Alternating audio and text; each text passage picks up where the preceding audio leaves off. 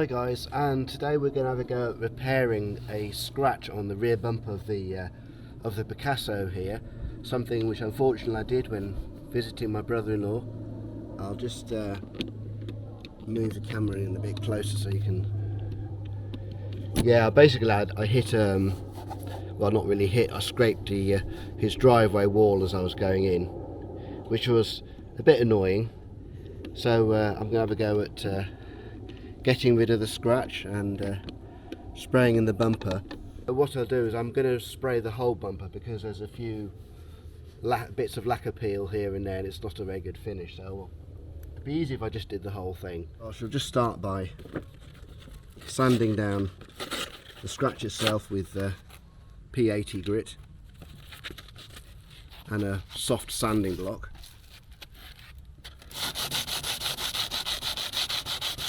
The bumper is plastic, as you can probably guess, so at least it's not going to rust through if I expose what's underneath.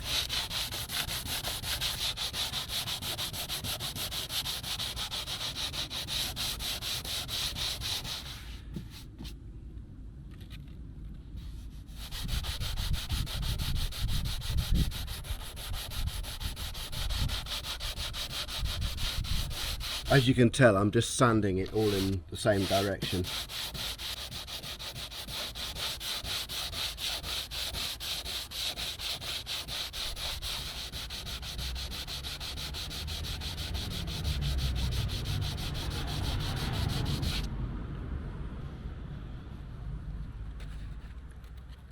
So that's the first stage. So I'm now going to use some less abrasive sandpaper, well, P600, that one there,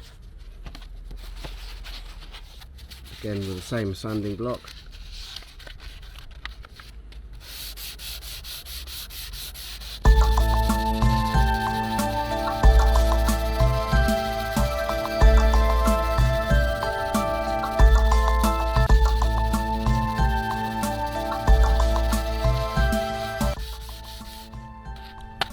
You can, if you prefer, if you're doing this kind of job, to use some water, because these do get clogged up, so you can use these either wet or dry.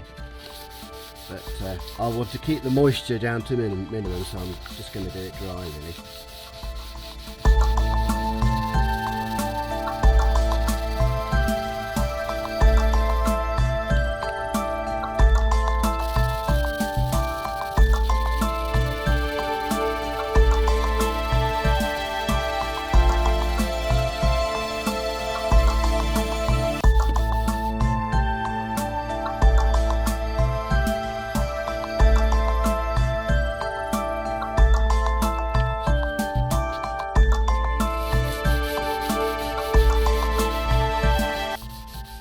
Always a good idea to wear a mask when doing this kind of thing, but I am doing it outside, and so it's well ventilated, and therefore I'm not really breathing in the dust, well, not as much.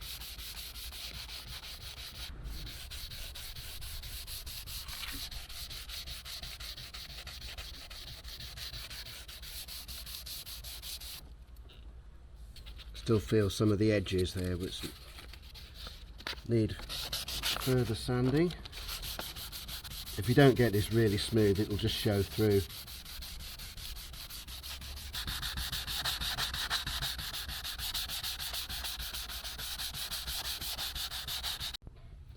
So I've put a blanket over the contents of the boot, put the boot lid up, and the next thing I'm going to do is I'm going to rub down the whole of the back bumper because I intend to spray the whole thing.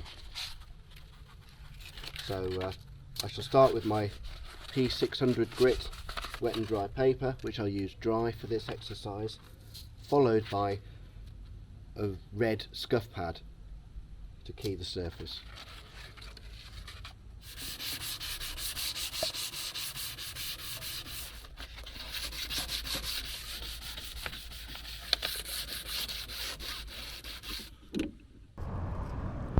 So I'm just finishing off with the scuff pad, just to give it that final flattening down for the surface.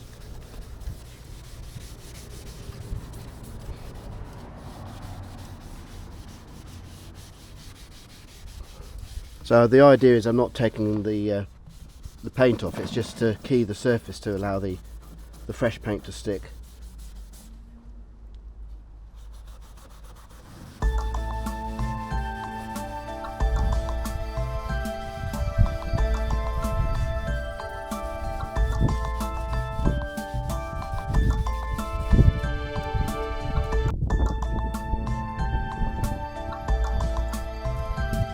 Oh, one more thing I didn't mention is using a tack cloth or tack rag, which has a sticky surface, just to get rid of any dust. So I'll just wipe the bumper down with this tack cloth before we start the important stage of spraying. Wouldn't recommend doing this in a gale.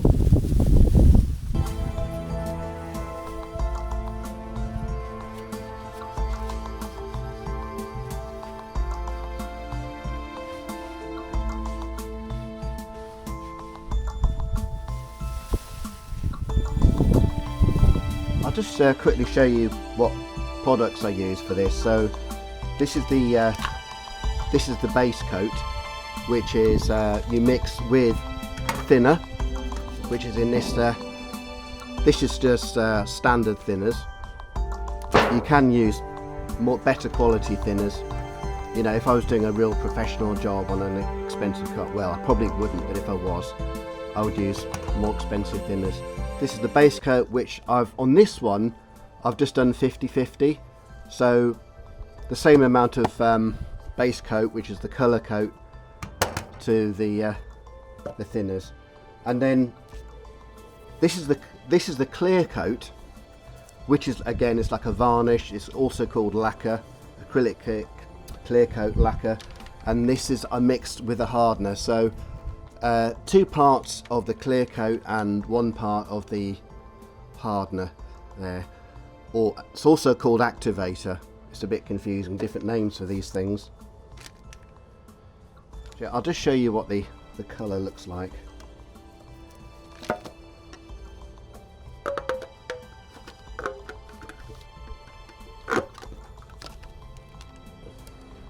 So there's the actual base coat colour, which I mix with this thinners here. I have to say, it's best to do in a ventilated area. Obviously I'm doing it outside, and if you are doing it inside, make sure you've got proper ventilation.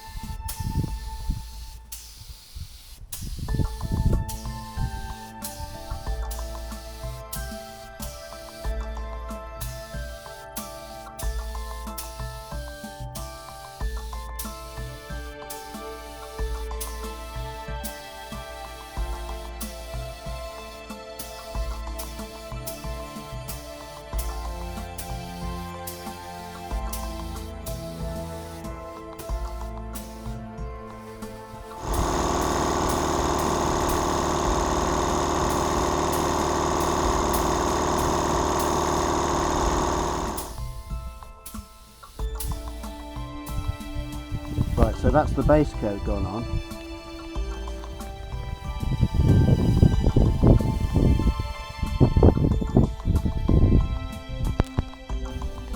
Okay, now the clear coat is about to go on, and I've mixed 1 part of activator to 2 parts of clear coat. That's the ratio. So the clear coat is essentially a kind of like a varnish, which is obviously clear, also called a lacquer.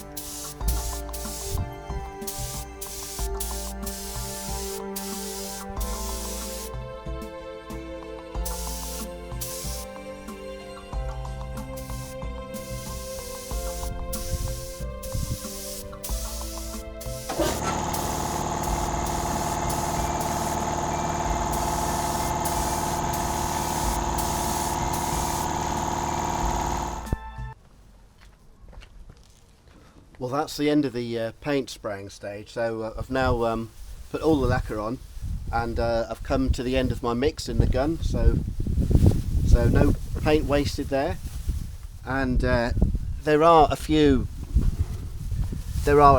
small blemishes like on here and along here, but the scratch in the corner I've managed to get rid of there. I mean, it's not perfect by any means, but it's 100 times better than it was, which is the main thing. Just something about driving a car with scratches all over it, regardless of the age, it just really bugs me.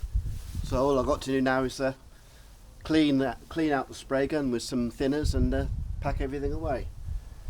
So I will say at this point that I didn't use a primer after I'd sanded down the bumper, because in case you're wondering why I didn't use one, because it's a plastic bumper, it's not fiberglass, and it's not metal. Had it been one of those materials, I would have used a primer, but the surface was reasonably smooth anyway. You can use a primer if you wish, but I just wanted to get the job done fairly quickly, as I don't have a lot of time. So I hope you found this interesting, and I would just like to say at this point, thank you for watching, and I'll see you in another video. Bye.